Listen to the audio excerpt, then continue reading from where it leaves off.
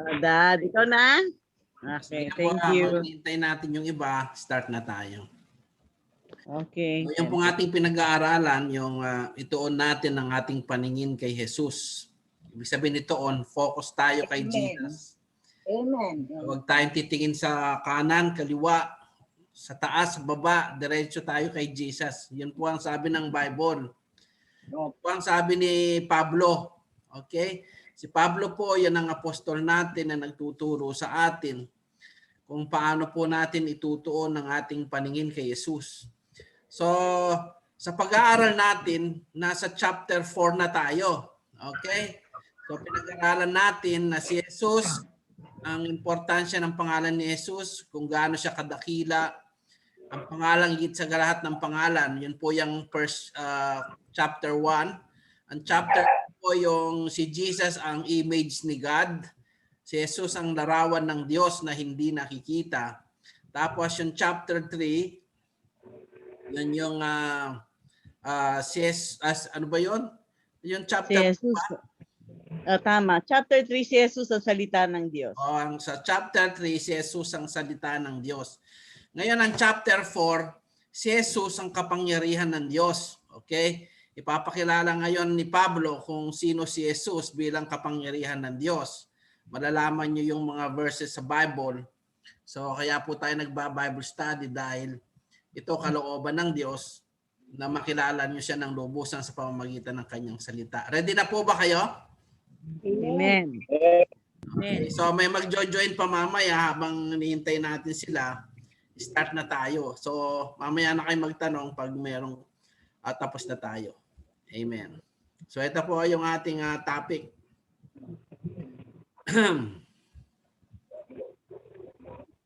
Okay. So, ulitin ko po, si Jesus ang sentro ng ating pananampalataya. Ito po yung pinaka-main topic natin. So, may mga chapter 1, chapter 2. Okay. Sister Mer, doon po tayo sa Zoom. Pwede yata siya makapakinig din sa sa Oo, baka hindi kaya, pwede siya makinig sa Zoom. Okay, makinig kayo ha. Okay. So, narinig nyo ba? Sige po. Sige, magano na lang kayo, makinig na lang kayo. Lasin niyo na yung video niyo para makatipid kayo. So, nakikinig po sa atin si Sister Mer. Okay. Sister Babes, welcome po. Yes. Narinig niyo pa, Sister Mer? Sister Babes nandyan. Si Sister Mer naka-join siya sa sa Messenger. Pero naka-open ka doon so sige parang po, narinig pag ka open nyo na lang, makinig na lang kayo.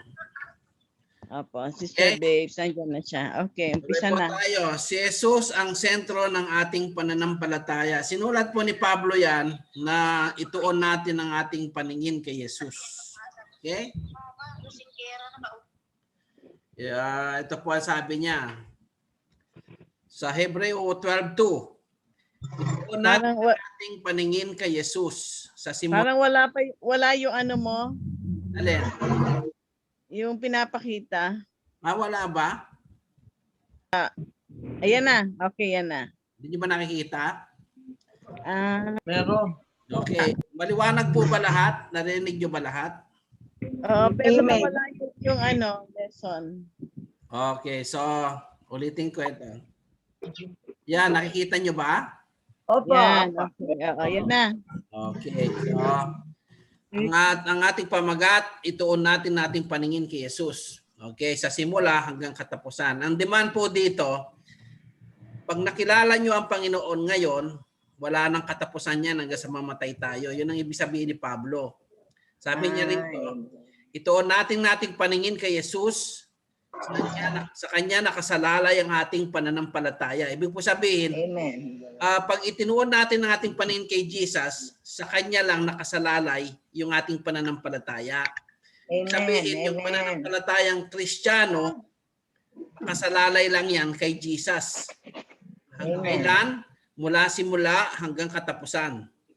Dahil sa kagalakan naghihintay sa kanya, hindi niya inalintana ang kahihiyan sa pagkamatay sa krus At siya ngayon nakaupo sa kanan ng trono ng Diyos. So si Jesus daw po nakaupo ngayon doon sa trono sa kanan ng Diyos. Okay? So pag-usapan natin si Jesus ngayon sa chapter 4, kapitulo 4, si Jesus ang kapangyarihan ng Diyos. Okay. So, paano po naging kapangyarihan ng Diyos si Jesus? Okay. Si Jesus ang kapangyarihan ng Diyos. Yun nating chapter 1, si Jesus ang pangalang higit sa lahat ng pangalan. Chapter 2, si Jesus ang larawan ng Diyos na hindi nakikita. Chapter 3, si Jesus ang salita ng Diyos. And then chapter 4, si Jesus ang kapangyarihan ng Diyos. Amen? Ready tayo. So ito po ang mababasa natin. Si Jesus mismo po ang nagsabi na ang lahat ng kapangyarihan sa langit at sa lupa ay ibinigay na sa Kanya. Pag sinabi po ni Jesus na sinabi niya, ang lahat ng kapangyarihan sa langit at sa lupa, huwag na kayong maghanap pa ng ibang kapangyarihan sa ibang tao o ibang kapangyarihan sa ibang Diyos. Wala na pong ibang Diyos sa maliban po kay Jesus. Okay? Sabi po sa Matthew 28, 16, 18, pumunta ang 11 alagad sa Galilea.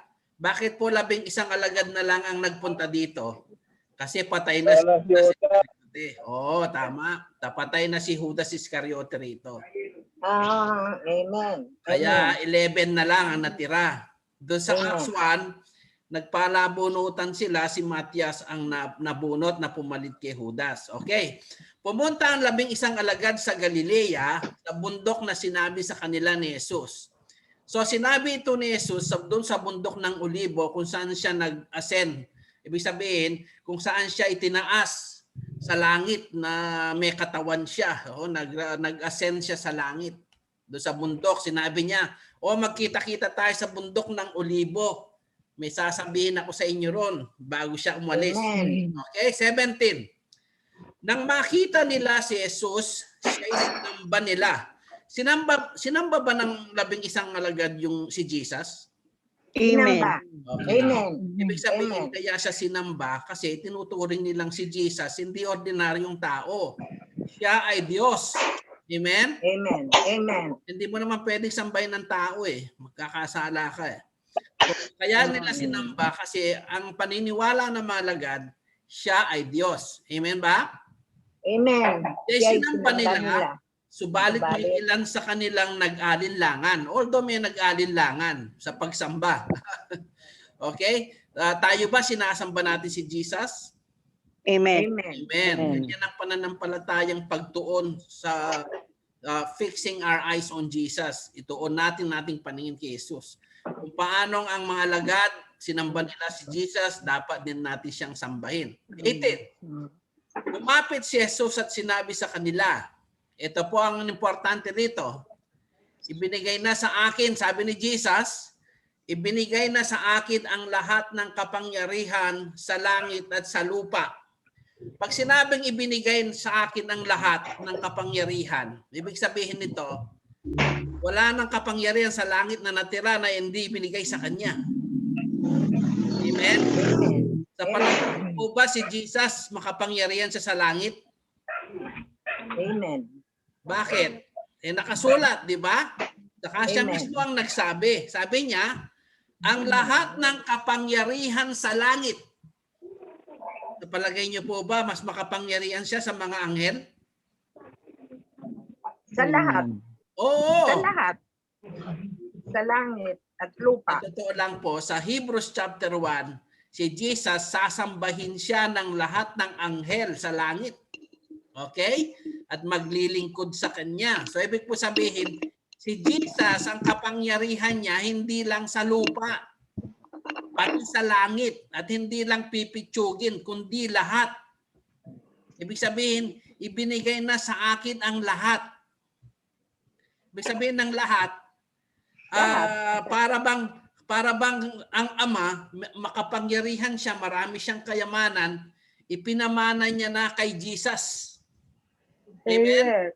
So, ibig sabihin, si Jesus, hindi siya pipitsugin, kundi tagapagmana ng kapangyarihan ng Diyos sa langit.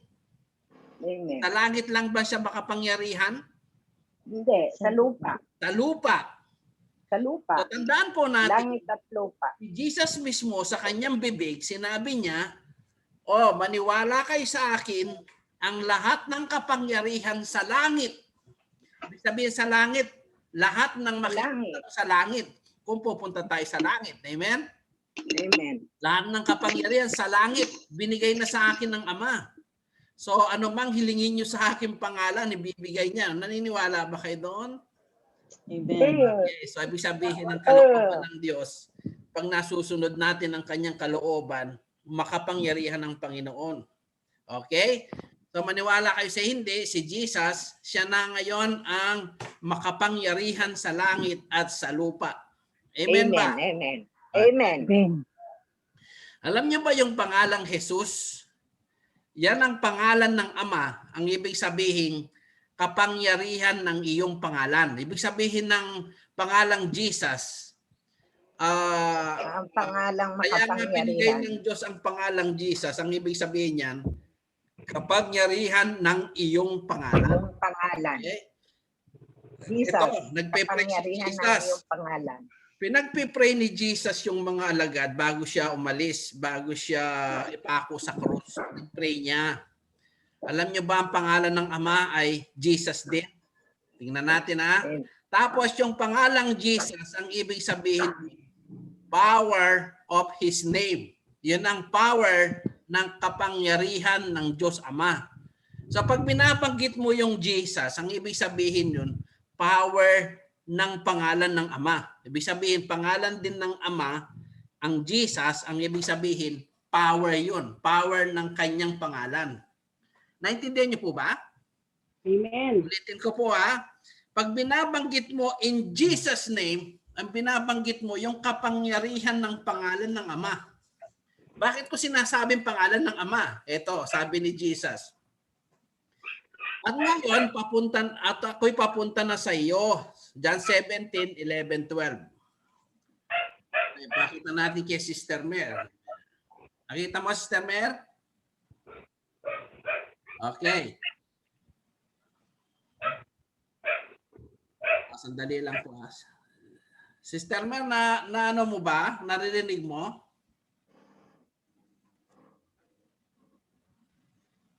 Naririnig mo ba? Hello? Dali lang po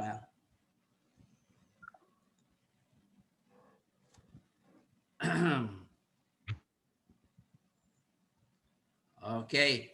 Sabi po ni Jesus, at ngayon papunta na sa iyo, iniiwan ko ang sanlibutang ito. Sabi niya. Ngunit sila ay nasa sanlibutan pa. Sister Mer, naririnig mo ba?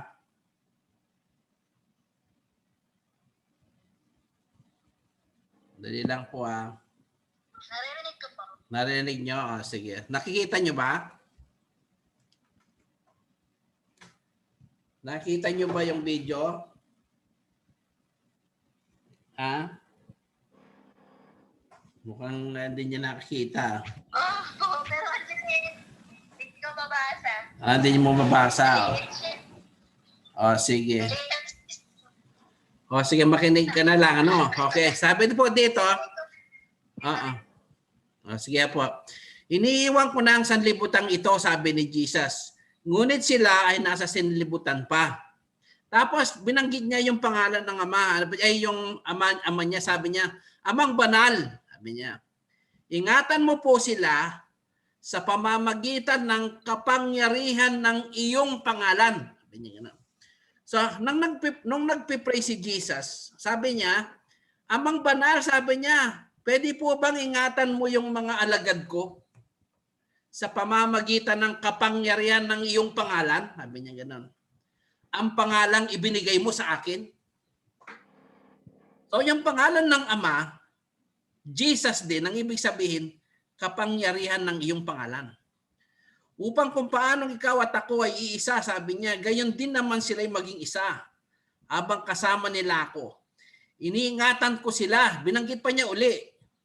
Iniingatan ko sila sa pamamagitan ng kapangyarihan ng iyong pangalan, ang pangalang ibinigay mo sa akin. Anong pangalan na binigay ng Ama sa kanya? Jesus. Jesus. Okay. So, ibig sabihin po, yung kapangyarihan ng pangalan ng Ama ay walang iba kundi si Jesus. Amen po? Amen. Okay, maliwanag ha? Okay. Alam niyo po ba sa Isaiah 9:6, darating ang araw kapag naghahari na si Jesus dito sa lupa, maging sa langit, tatawagin din po siyang makapangyarihang Diyos. Hindi pipitsugin ha. Kasi po yung mga Jehovah's Witnesses, ang paniwala nila si Jesus daw, mighty God lang, maliit na Diyos. Wala ho kayong makikitang ganun. Nung ipinakita ko nga po sa kanila yung verse na to ng Isaiah 9:6, umiyak po sila, sabi na, pasensya na po, hindi namin kabisado yung Biblia namin, sabi nila. So nakakatuwa po sila. Nangangaral sila ng salita ng Diyos, hindi nila alam hanapin na si Jesus daw maliit na Diyos. Sabi ko, saan nyo makikitang si Jesus maliit na Diyos? Ipakita nyo sa akin, sabi kong ganon. So ang ginawa ko po, kinuha ko yung Bible nila, yung mismong Bible nila, binasa ko yung Isaiah 9:6, na si Jesus po yung Almighty God, yung makapangyarihang Diyos. Alam niyo po ba, darating din ng araw si Jesus tatawagin ding walang hanggang Ama. Okay? So ibig po sabihin, tayo pong mga tao, kung meron tayong panahon na naging tatay tayo, magiging lolo rin tayo balang araw. Tama ba? Amen. Ganito lang po yan eh. Nung bata pa po tayo, ang tawag sa atin anak. Diba? Well, siguro mga anak, mga bata pa tayo noon. Tapos nung nag-asawa na tayo, yung pagiging anak, nagiging tatay na tayo. Okay? Alam niyo po ba, pag nagkaapo na kayo, magiging lolo na kayo. Ganon din po sa Diyos. Si Jesus po, darating ang araw, siya po ay tatawaging makapangyarihang Diyos at tatawagin din siyang walang hanggang Ama. Okay, babasahin ko po ha. Sapagkat isinilang ang isang sanggol na lalaki para sa atin, bibigay sa kanya ang pamamahala. Ibig po sabihin, Jesus po hindi rin siya pipitsugin. Ibibigay sa kanya ng Diyos ang lahat ng pamamahala. Anong pamamahala? Sa langit at sa lupa. Okay, at siya'y tatawaging kahangahangang tagapayo. Alam niyo po ba sa panahon natin ngayon, ang kahangahangang tagapayo ay Holy Spirit? Itatawag din sa kanya ang pangalang kahangahangang tagapayo. Ang tagapayo po kasi natin ngayon, Holy Spirit eh. Pero si Jesus tatawagin din siyang tagapayo. Okay?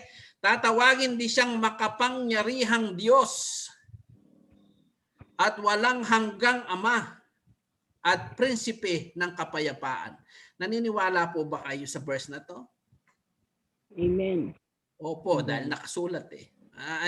Hindi naman po tayo pwedeng maniwala kung hindi nakasulat eh. Yan po yung pinaka matinding pangangaral. Ang pangangaral po na purong-puro, kapag ang ipinapangaral, nakasulat, nababasa nyo. Tapos saliksikan nyo sa Bible kung nakasulat nga, hindi ko po gawa-gawa ito. Binabasa ko lamang po, in-explain sa inyo anong ibig po sabihin. Next. Okay. Si Jesus po, pinili siya ng Diyos at pinuspos ng Espiritu Santo at ng kapangyarihan. Okay? Sa pagpili po ng Diyos sa kanya bilang anak niya, hindi lamang po siya pinuspos ng Espiritu Santo. Pinuspos din po siya ng kapangyarihan.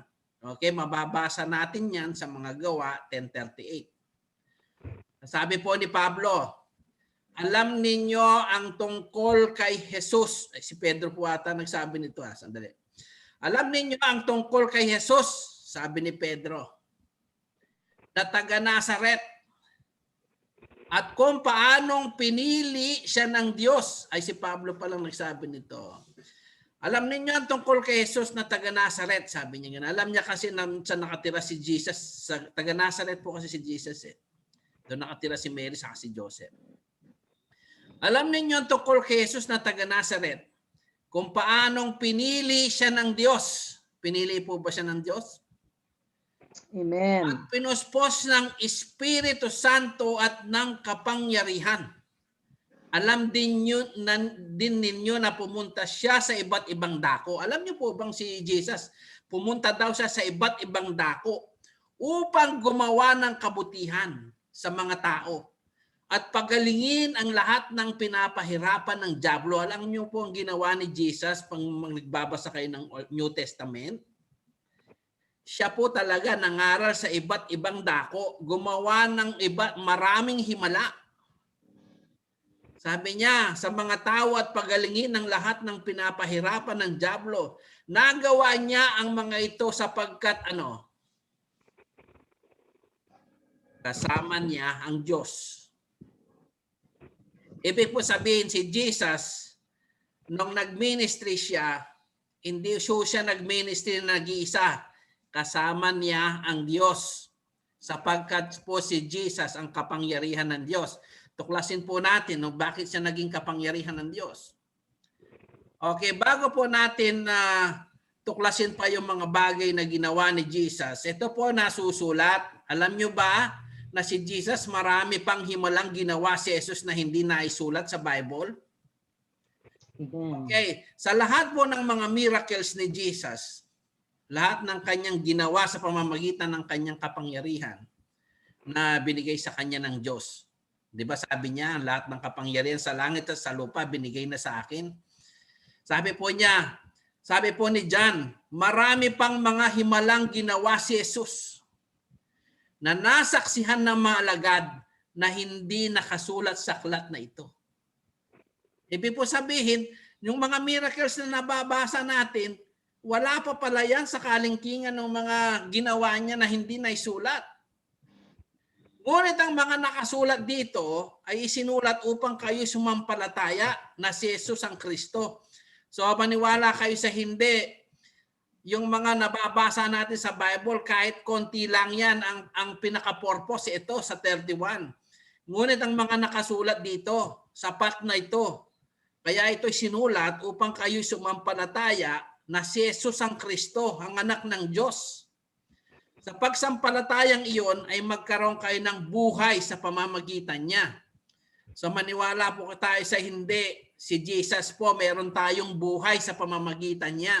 Maniwala kayo sa hindi, may kapangyarihan po ang Diyos. Ang kapangyarihan niya ay si Jesus. Amen? Next. Okay. Alam niyo po ba yung lahat ng mga miracle ni Jesus? Kahit daw isulat sa lahat ng libro sa buong daigdig, hindi magkakasya. Biro nyo, nagmilagro si Jesus for 3.5 years lang. Pero kung susulat mo lahat, pati yung mga hindi naisulat, hindi daw magkakasya kahit sa buong daigdig, sabi ni John. Okay, sabi hindi magkakasya sa lahat ng libro sa buong daigdig. John 21:25. At marami pang ginawa si Jesus na kung isusulat lahat, sa palagay ko'y hindi magkakasya kahit sa buong daigdig ang maklat na may susulat. Ibang klase po no? Gaano po kakapangyarihan si Jesus nung nandito siya sa lupa. Ngayon, tinutuklas ng mga archaeologists kung si Jesus nag-exist nung unang panahon, nadidiscover na nag-exist po talaga. Alam niyo po ba yung panahon natin ngayon ay binase doon sa paglitaw niya sa daigdig? Okay, nag-umpisa po yung year 2021, yung 1 AD. Yung unang taon na pagbilang sa panahon natin ay galing po sa panahon na lumitaw si Jesus. At yung panahon bago si Jesus, ang tawag doon before Christ. May mga panahon din na naitala kung saan bago isilang si Jesus, ang tawag doon BC. Tawag naman sa ating sa panahon natin AD, Anno Domini. So ibig po sabihin, gaano po ka-importante si Jesus sa panahon ng pagkalikha ng daigdig, sa panahon natin. Alam niyo po ba, ang panahon natin 2021, yan po ang panahon kung saan lumitaw si Jesus hanggang ngayon, 21 years nang dumaan. Ganon po ang pagkakilala kay Jesus hanggang ngayon. Ang problema lang po kasi, marami ng tao ngayon na hindi po nagba-Bible study, hindi po, wala pong panahon sa mga salita ng Diyos. Although siguro dahil hindi pa sila ready, pero salamat po sa Panginoon, nandyan kayo at marami po kayong natututunan tungkol kay Jesus. Dahil ito po ang kalooban ni Jesus, makilala natin siya kung sino siya sa ating buhay, at alam ko po, hindi kayo may tsipera sa mga pagpapalang gagawin niya sa mga darating ng panahon. Amen? Next. Alam niyo po bang sa pamamagitan ni Jesus, siya po ang lumikha sa atin. Utang po natin sa kanyang ating buhay. Okay? Nung pong si Jesus, salita pa lang siya ng Diyos. Sa John 1:14, si Jesus po naging tao. Siya ang salita ng Diyos na nagkatawang tao. Alam niyo po bang walang anumang nalikha kundi sa pamamagitan niya? Sabi po dito sa John 1:3, nilikha ang lahat ng bagay. Ibig po sang lahat ng bagay, kasama tayo doon. Hindi ho tayo mag-exist kung wala si Jesus. Yung tindi ng ating pag-iisip ngayon, yung tindi ng ating pangunawa, yung tindi ng ating pagmamahal sa ating mga mahal sa buhay, yung tindi ng ating kaalaman tungkol sa mga bagay-bagay sa lupa, mga bagay-bagay sa langit, ang lahat po ng mga bagay na nasa isip, puso natin, lahat ng magaganda galing po kay Jesus yan. Alam naman po natin lahat ng kasamaan galing sa Diablo. Alam niyo po bang kahit yung si Diablo, nung hindi pa siya nagkakasala, angel po kasi si Diablo eh. Si Satan dating yang sa side ng mabuti. Nagbalak lang siya na sambahin siya ng mga anghel din eh. Ninikha lang siya. Ang Diyos ang manlilikha, lilikha na siya ng Diyos, kinalaban niya ang Diyos. Kaya naging Satanas siya. Pero alam niyo bang kahit si Satanas, nilikha lang din ng Diyos siya. Nagpakasama nga lang. Okay? So ibig sabihin, nilikha ang lahat ng bagay sa pamamagitan niya. Pag sinasabi pong sa pamamagitan niya, sa paglikha ng Diyos, ang salita hindi pwedeng may tsipwera. Kasi po, siyempre ang Diyos magsasalita. Sasabihin ng Diyos, magkaroon ng langit at lupa. May sisilang si Bart sa 1965. Ibig sabihin, pag sinabi ng Diyos yun, yung kanyang salita, yun ang nagkatawang tao, si Jesus yun. Sabi niya, nilikha ang lahat ng bagay sa pamamagitan niya. Tayo po linikha ng Panginoon. Kahit po napakadami ng taong lilitaw sa buong daigdig. Kung wala po si Jesus, wala tayong lahat. Sabi dito, nilikha ang lahat ng bagay sa pamamagitan niya at walang anumang nalikha nang hindi sa pamamagitan niya. Kaya po utang natin sa Panginoon ang buhay natin. Kaya mapalad po tayo ngayon, nag-exist tayo. Sa palagay po ba natin, ang buhay natin, ma-extend natin after 100 years, palagay ko po wala nang, ewan ko, mapalad po siguro pag aabutan tayo ng 100 years dito sa panahon natin, sa sobrang polluted, sa sobrang climate change. Hindi na natin malaman kung ano nangyayari sa daigdig. Ang mahalaga po dito, mamatay man tayo ng maaga o matagal, pagkatapos ng buhay natin dito sa lupa, yung totoong buhay natin doon sa langit, yun ang tunay na buhay natin. Amen? Yung buhay na walang hanggan. Ang buhay po natin sa lupa, pansamantala lang ito. Ito po yung preparation. Kaya po pinapa-Bible study tayo ng Panginoon dahil pag hindi tayo pupunta doon sa langit na hindi tayo nakahanda. Ang Bible study, paghahanda po yan, bago tayo pumunta doon sa langit, kilala na natin si Jesus dito pa lang sa lupa. Kasi po pag sinabi ni Jesus, sino ka, hindi kita kilala. Malamang, isa po tayo doon sa mga tumanggi na mag-Bible study. Isa tayo sa mga tao na alam natin ang salita ng Diyos ay pinapahayag sa saan mang sulok ng daigdig. Wala tayong panahon. Pero praise God, nandito po tayo at nakikinig ng kanyang salita. Kasama tayo sa kanyang mga pinili. Amen? Okay. Next.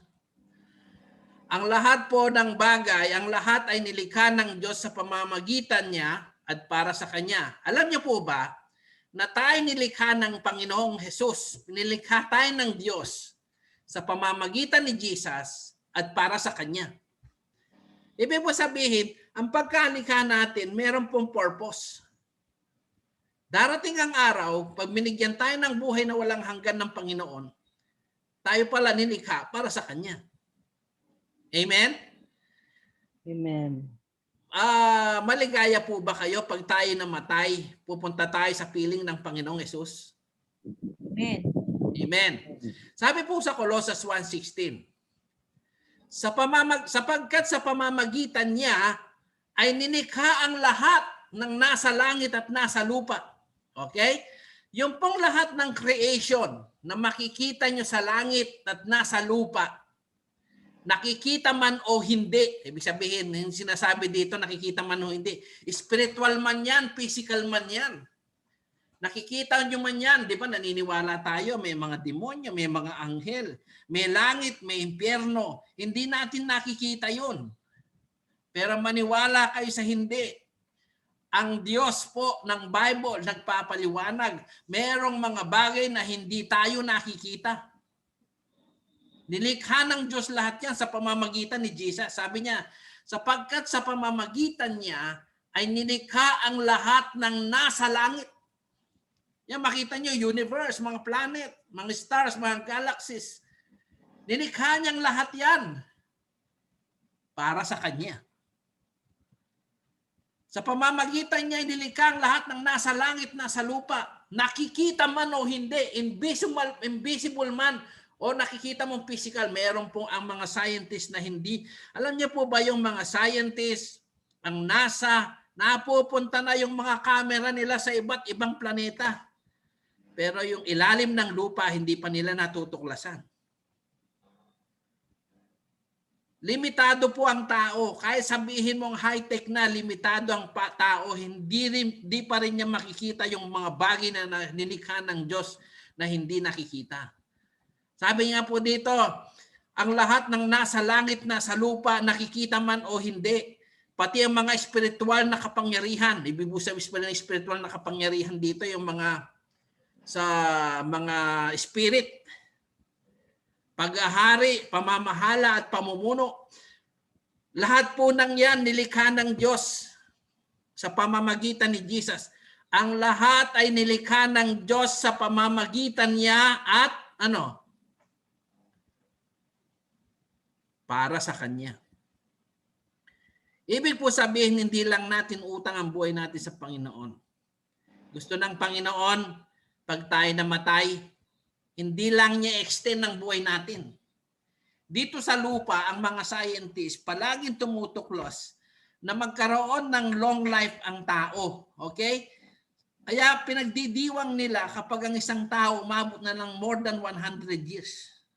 Nakakalungkot, mamamatay pa rin yun kahit 100 years pa. Alam niyo po ba si Adan at si Eva namatay 900 years? Pero ngayon patay pa rin. Wala pong importante yung long life dito sa daigdig. Mamamatay at mamamatay din po tayong lahat. The problem, ang tunay na buhay natin ay yung buhay na walang hanggan. Pag naririnig po ninyo yung buhay na walang hanggan, ibig sabihin, hindi ka na mamamatay doon. Walang hanggan ng buhay doon. Ano po bang gusto natin? Long life o buhay na walang hanggan? Buhay na walang hanggan. Natural. Okay, mabuhay tayo dito ng 100 years, more than 100 years. Pag namatay tayo, pupunta tayo ng impyerno. Wala anong silbi ng buhay natin doon. Sabi nga ni Jesus, makamtan mo man ang lahat ng mga bagay dito sa lupa kung ang iyong kaluluwa ay mawawala, ang lahat ay walang kabuluhan, sabi niya gano'n. So tayo po, pinahahanda ng Diyos na pagkatapos nating mamatay, pupunta na tayo doon sa ating tunay na buhay sa Kanya. Amen? Tunay na buhay na nasa Kanya, ang buhay na walang hanggan. Bakit po natin pinag-aaralan si Jesus? bilang kapangyarihan ng Diyos. Next. Siya po ang lumikha ng sanlibutan, pero hindi po siya nakilala ng sanlibutan. Dumating po dito si Jesus bilang salita ng Diyos. Tapos, nung magpakilala siya, gumawa siya ng maraming himala. Sasabihin niya, ako ang Kristo, ako ang Panginoon nyo. Ang sino mang sumasampalataya sa akin mabubuhay, bibigyan ko ng buhay na walang hanggan. Pinako pa rin siya sa krus. Hindi siya nakilala. Siyang lumikha ng sanlibutan, siyang lumikha sa atin, ngunit hindi siya nakilala ng sanlibutan. Sabi po sa John 1:10. Dumating ang salita sa sanlibutan, ngunit hindi siya kinilala ng sanlibutan ito na nilikha sa pamamagitan niya. Biro nyo, nilikha ng Panginoon ang langit at lupa, tayo. Walang anumang nalikha sa pamamagitan niya. Nung dumating siya, hindi siya nakilala. Kaya ko po siya ngayon pinapakilala sa atin para mabuhay naman ang Panginoon sa atin at makilala niyo siya at hindi niyo lang siya makikilala. Pag tumawag kayo sa Kanya, tutulungan niya tayo, pagpapalain, babaguhin ang ating buhay. Amen po ba? Amen. Next. Okay. Alam niyo po ba na si Jesus mismo, hindi lang siya ang kapangyarihan ng Diyos. Siya daw po ang buhay na walang hanggan. Okay? Ganito lang po yan. Marami po kasing movie na naghahanap ang tao para madugtungan niya ang buhay niya. Okay? Alam niyo po ba yung mga Pharaoh sa Egypt? Naniniwala sila sa daigdig ng mga patay. Ang kanilang paniniwala sa daigdig ng patay, meron ding daigdig ng mga patay po, ano? Ang gagawin daw nila para hindi sila maghirap doon sa daigdig ng patay, dadalhin nila ang kanilang lahat ng kanilang kayamanan. Okay? So makikita nyo po doon sa mga Pharaoh sa Egypt na ang kanilang kayamanan kasama sa kanilang mga kabaong. Minamamify ng kanilang katawan, tapos yung lahat ng kanilang mga kabaong made of gold, lahat na nilang kayamanan, binabaon doon sa ilalim ng pyramid. Bakit? Sa paniniwala nila, pag sila'y namatay, pupunta doon sa daigdig ng mga patay, dadalhin nila ang kayamanan nila, hindi sila maghihirap doon. Yun po yung walang kabuluhang paniniwala. Kita ninyo, hanggang ngayon, bangkay pa rin sila. Nahukay na. Nandun na ang bangkay nila sa museo sa Egypt. Ngayon, ang kanilang kayamanan, dinidisplay din doon. Hindi naman sila pumunta doon sa daigdig ng patay na kasamang kayamanan. Kaya wala silang nagawa doon. Nandun po sila sa impyerno, nagdudusa. Sinusunog ang kanilang kaluluwa. Dahil hindi nila kilala ang Diyos. Amen? Sabi po dito, si Jesus po ang buhay na walang hanggan. Huwag na nating hanapin ang buhay na walang hanggan sa kung sa anong relihiyon. Maniwala lang tayo sa pananampalataya natin kay Jesus. Siya mismo ang buhay na walang hanggan. Alam niyo po ba yung buhay na walang hanggan? Si Jesus po mismo yun. Kaya pag nandun tayo kay Jesus, itinuon natin ang ating paningin sa Kanya, sigurado, meron tayong buhay na walang hanggan. Kasi siya mismo yun eh.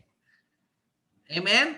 Kumbaga, kung merong gamot, pag ininom mo, hindi ka na mamamatay. Kung meron mang natuklasan yung ang medicine na isang sangkap na gagawin nila, pag ininom mo, hindi ka na mamamatay. Wala pong ganun dito sa daigdig. Ang pwede nyo lamang pong ang gawin, sumampalataya kayo kay Jesus, tumawag kayo sa Kanyang pangalan, sigurado magkakaroon kayo ng buhay na walang hanggan. Kasi po siya yung iinumin ninyo, yung kakainin nyo, si Jesus mismo. Kakainin nyo ang Kanyang salita, iinumin nyo ang Kanyang Espiritu Santo, mabubuhay siya sa ating buhay. Sabi po dito, at nalalaman nating naparito na ang anak ng Diyos at binigyan niya tayo ng pangunawa. Ibig sabihin, kaya tayo nagba-Bible study ngayon, binibigyan tayo ni Jesus ng pangunawa. Para ano? Upang makilala natin ang tunay na Diyos. Sino yung tunay na Diyos? At tayo nasa tunay na Diyos. Kanino? sa kanyang anak na si Jesucristo. Si Jesus pala ang tunay na Diyos eh. Sabi niya, siya ang tunay na Diyos at ano? Buhay na walang hanggan. So kung gusto po niyong magkaroon ng buhay na walang hanggan, si Jesus na lang ang inyong kailangan. Amen? Ganon po Amen. kakapangyarihan ng salita ng Diyos. Ganon po kakapangyarihan si Jesus. Kung paano po ang Jesus, ibig sabihin, kapangyarihan ng pangalan ng Diyos. Amen po ba? Amen. Next. Okay. Alam niyo po ba pag tayo namatay, nananalig kay Jesus, tumatawag sa kanyang pangalan, at sa kanya na natin pinokus ang ating sarili bilang ating Panginoon at tagapagligtas ng ating buhay. Alam niyo po ang sabi niya? Ito kung naniniwala po kayo kay Jesus, si Jesus na rin po ang magsasalita sa atin. Alam niyo ba pag namatay kayo, may pangako si Jesus, babalik siyang muli. At pag babalik niyang muli, lahat ng madatnan niyang sumasampalataya sa kanya, bubuhayin niyang mag-uli sa huling araw. Kasi sinabi po niya tingnan mo niya, sapagkat ito ang kalooban ng aking Ama. Ano yung kalooban ng Ama? Kasi po si Jesus may Ama. Okay? So pinipreach ngayon ni Jesus, ito yung kalooban ng Ama, makinig kayo. Sasabihin ko sa inyo anong kalooban niya. Okay? Kaya ako pumunta sa daigdig kasi ako yung salita ng Diyos na nagkatawang tao. Yung sinasabi ko hindi galing sa akin sarili, galing sa Ama yan. Ngayon ito sasabihin ko. Sasabihin din ng Ama sa inyo. Sabi niya, sapagkat ito ang kalooban ng aking Ama. Gusto niyo po bang marinig ang kalooban ng Ama? Okay. Sapagkat ito ang kalooban ng aking Ama. Anong kalooban? Ang lahat ng nakakita sa anak. Ang lahat ng nakakita kay Jesus. Ang lahat ng nakasaksi. Ang lahat ng mga nangangaral, nakakilala sa anak kay Jesus. At sumasampalataya sa kanya. Ano sabi? Ay magkakaroon ng buhay na walang hanggan. Sabi ni Jesus, at sila'y muli kong bubuhayin sa huling araw. Sinong bubuhay sa mga patay? Jesus. Si Jesus po palang bubuhay sa mga patay. Sa palagay niyo ho ba, kayang buhayin ng Panginoong Hesus ang lahat ng taong namatay na nananalig sa Kanya? Amen. Bakit Amen. kaya niyang buhayin? Kasi nabuhay siyang mag-uli. Kung ang Diyos natin, yung sinasamba natin, patay hanggang ngayon, paano niya tayo bubuhayin? Siya mismo patay siya, di ba? Kasi po meron kaming nakikitang sinasamba doon sa San Pedro, Laguna, yung tinatawag na Ingkong. Meron pong chapel doon sa San Pedro. Sinasamba po nila yung tinatawag na Ingkong. Isa po siyang bangkay na hindi na agnas. Na mamified yung kanyang katawan, yung balat niya natuyo, makintab na makintab. Ngayon, sinasamba ngayon ng mga Pilipino yun sa San Pedro. Alam niyo po ba yung bangkay na yon, hindi kayo kayang buhayin nyo kasi bangkay pa rin siya hanggang ngayon. Yun po ang ginagawa ni Satanas. Binubulag niya ang mga tao. Ang pwede lamang pong bumuhay sa mga patay, yung taong nabuhay na mag-uli sa patay. At walang iba yun, kundi si Jesus. Amen? Amen. Kaya hindi ho tayo sasamba sa mga patay. Bakit tayo sasamba sa patay? Patay yun. Sarili nga niya, hindi niya kayang buhayin. Okay? Ang pwede lang bumuhay sa atin ay si Jesus Christ. Amen. Next. Alam niyo po ba, sabi ni Jesus mismo, siya ang muling pagkabuhay. Sabi niya, sinabi sa kanya ni Jesus, ako ang muling pagkabuhay at ang buhay. I am the resurrection and the life. Ibig po sabihin, pag namatay ka, siya ang bubuhay sa iyo. Pag dinatnan niya kanyang buhay, na naniniwala, na nanalig sa kanya, hindi ka na mamamatay. Ito po yung sabi niya. Okay, maghanda kayo kasi ako babalik, sabi ni Jesus. Pag ako bumalik, at nakita ko na sumasampalataya kayo sa akin, sabi ni Jesus. Kung kayo man ay namatay bago ako dumating, huwag kayong mag-alala. Bubuhayin ko kayong uli. At kung ako may dumating at buhay pa kayo, huwag kayong mag-alala. Hindi na kayo mamamatay. Iyon po sabi niya rito, sinabi niya sa kanya ni Jesus, ako muling pagkabuhay at ang buhay. Bakit po, anong ibig sabihin dito? Dalawa po kasi yan eh.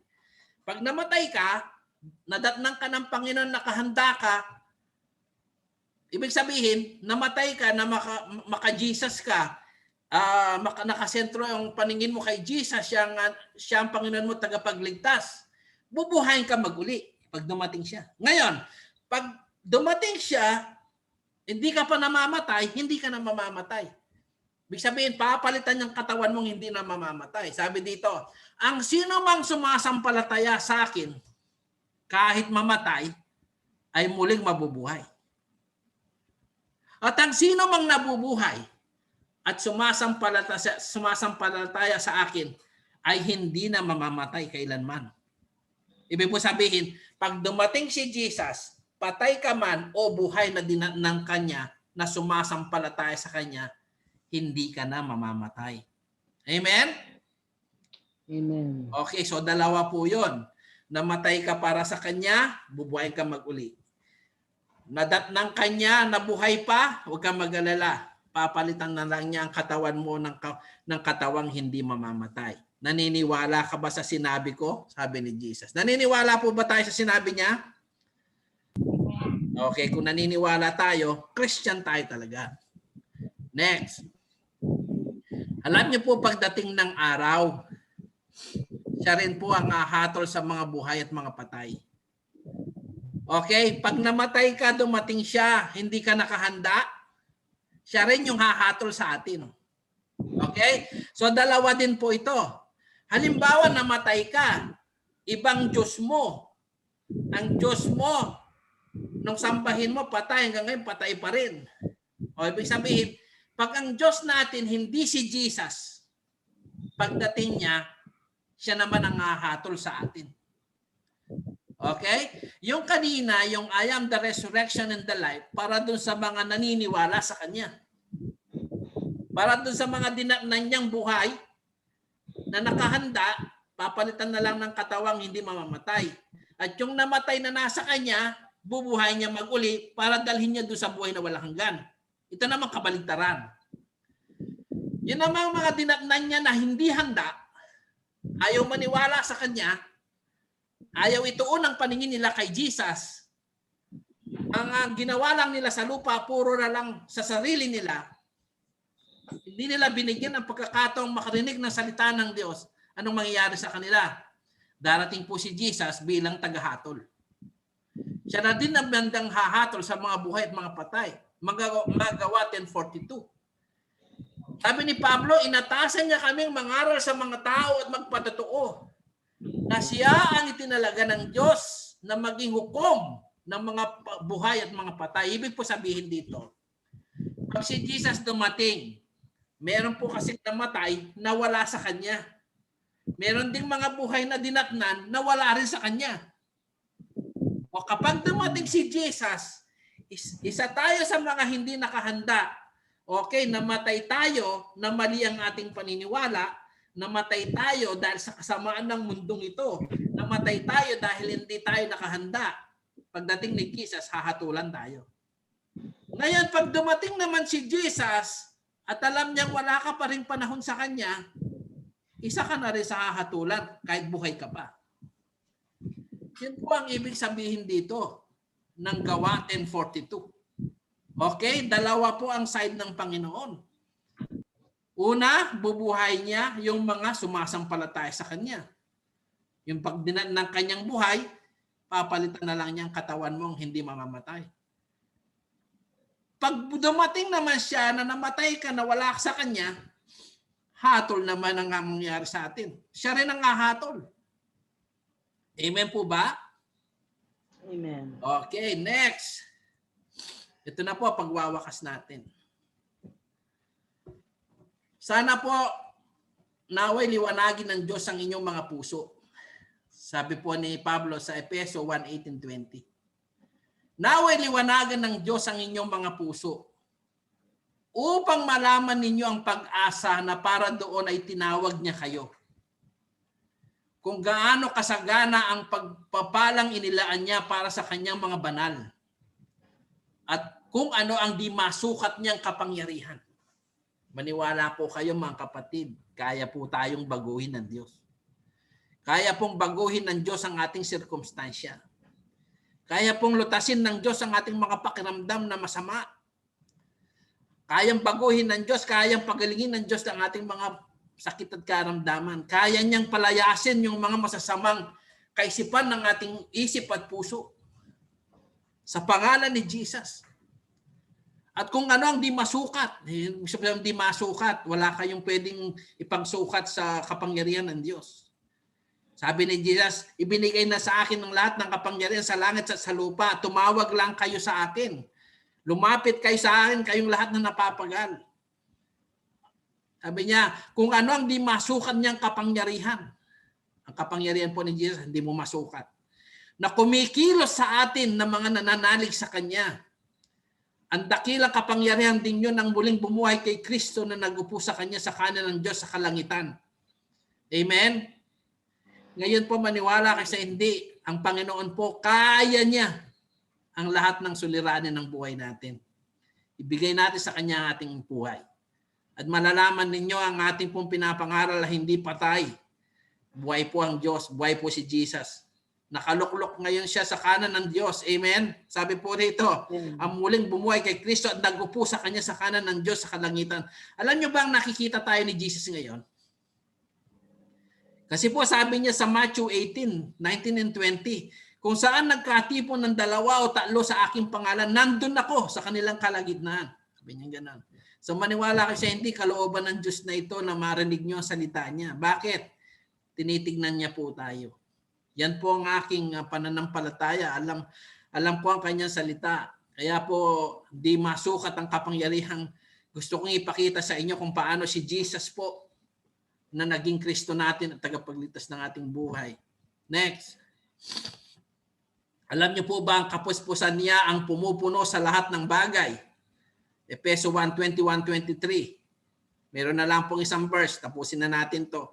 Mula roon ay namumuno si Kristo sa lahat ng paghahari. Tingnan po ninyo kung saan siya namumuno. Mula roon ay namumuno. Saan sa mula roon? Sa langit. Si Jesus po nasa langit ngayon. Sabi niya mula roon namumuno si Kristo sa lahat ng paghahari. Kapamahalaan. Kapangyarihan. Pamunuan saan? Sa kalangitan. Okay? Ulitin ko po, si Jesus Christ, siya ngayon ang namumuno doon sa langit. Lahat ng paghahari, lahat. May kapamahalaan din doon, mga angels. Lahat ng kapangyarihan doon, lahat ng pamunuan sa kalangitan. Higit na dakila ang pangalan kaysa lahat.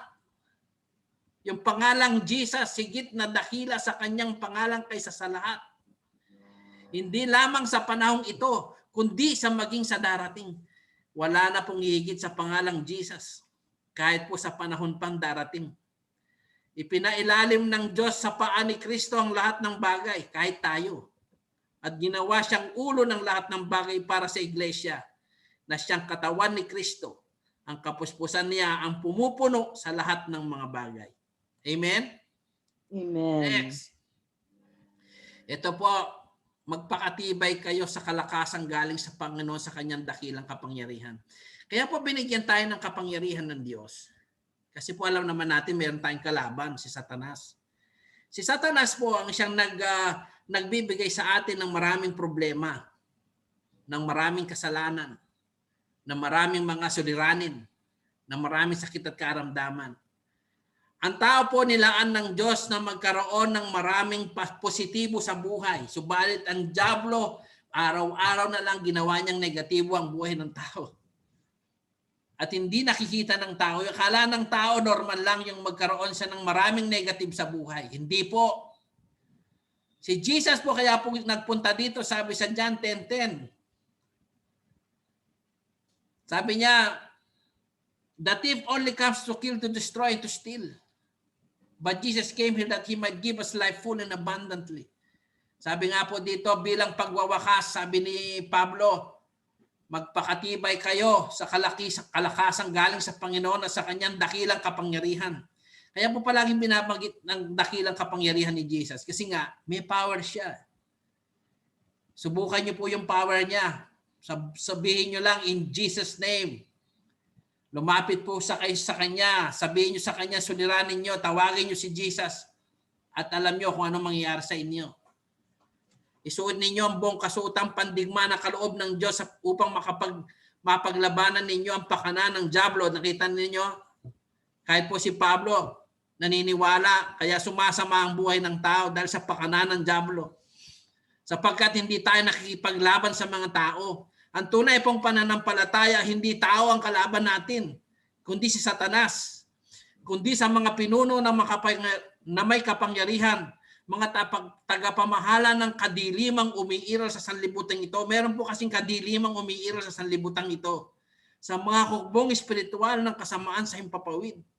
Kaya gamitin ninyo ang kasuotang pandigma mula sa Diyos. Gayon makatagal kayo sa pakikipaglaban. Pagdating ng araw na sumalakay ang masama, upang pagkatapos na labanan ay matatag pa rin kayong nakatayo. Ibig po sabihin, meron po tayong panlaban sa dyablo. Meron tayong panlaban sa problema. Meron tayong panlaban sa mga matitinding sirkumstansya. Meron tayong panlaban sa COVID na yan. May panlaban tayo sa lahat ng sakit at karamdaman. May panlaban tayo sa kahirapan. May panlaban tayo sa lahat ng mga negatibong pakiramdam, pag-iisip. Sino ating sandata? Si Jesus. Amen? So, tapos na po tayo. Marami pong salamat. At kung meron man po ditong hindi pa tumatanggap sa Panginoon, sumama po kayo sa panalangin at mararamdaman niyo ang presensya ng Diyos. Amen? Amen. So tayo pong lahat ay muna ay manalangin tapos makapagtanong kayo at mayroon kayong idadagdag. Okay, So, manalangin susunod po pa? tayo ng Susunod panalangin salvation. Okay, uulitin ang panalangin mo. Opo, ulitin niyo po ang aking panalangin, ano? At papapasokin natin ang Banal na Espiritu sa ating buhay. Sabihin natin, Panginoong Jesus, Panginoong Jesus, banggitin niyo po sa inyong bibig, huwag kayong mahiya. Panginoong Jesus, Panginoong Jesus, salamat po salamat po sa iyong mga salita. sa iyong mga salita. Ngayon nakilala ka namin Ngayon nakilala ka namin sa pamamagitan ng malalim sa pamamagitan ng malalim na pagpapahayag ng iyong mga salita. na pagpapahayag ng iyong mga salita. Salamat po, Panginoon. Salamat po, Panginoon, Kilala ka namin. nakilala ka namin.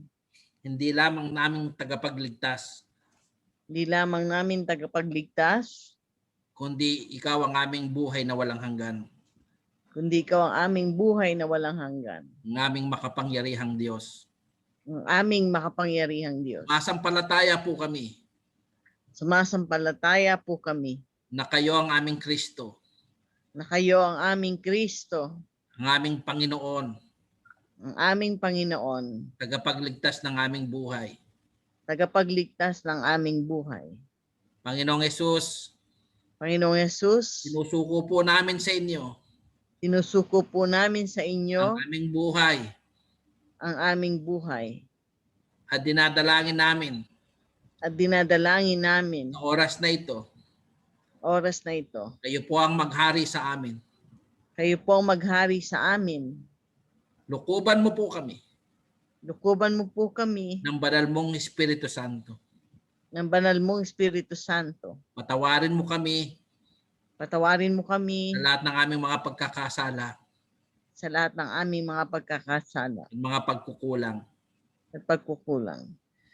Panginoong Jesus, Panginoong Jesus, baguhin niyo po ang aming buhay, baguhin niyo po ang aming buhay, ang aming mga sirkumstansya. aming mga sirkumstansya.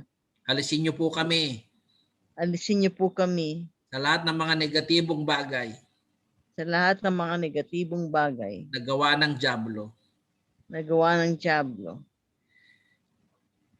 Sa pangalan ni Jesus, Pangalan ni Jesus, tinatalian namin tinatalian namin lahat ng gawa ng dyablo ang lahat ng mga gawa ng dyablo na umalis sa aming buhay. na umalis sa aming buhay. Sa pangalan ni Jesus, Pangalan ni in Jesus. the name of Jesus Christ, In the name of Jesus Christ. lahat Lahat ng pagpapala, ng pagpapala, karangalan, karangalan, lahat ng kalwalatian lahat ng kalwalhatian na manggagaling sa Panginoon, na manggagaling sa Panginoon, pa sa amin, mapa sa amin, sa pangalan ni Jesus. sa pangalan ni Jesus. Amen. Amen, amen. Thank you po. Marami pong salamat. At back to the host. Okay, salamat po Pastor Bart. Meron po bang nais magtanong kay Pastor sa naituro po niya ngayong hapon sa ating lahat? Meron po bang may tanong? O okay na po ang mga pagtuturo? Andiyan pala Sister Maymay, Brother Jojo. Welcome po Sister Mai. Welcome Brother Jo. Hello po. God bless po. Pastor, may dadagdag ka ba o may tanong ba diyan mga kasama mo?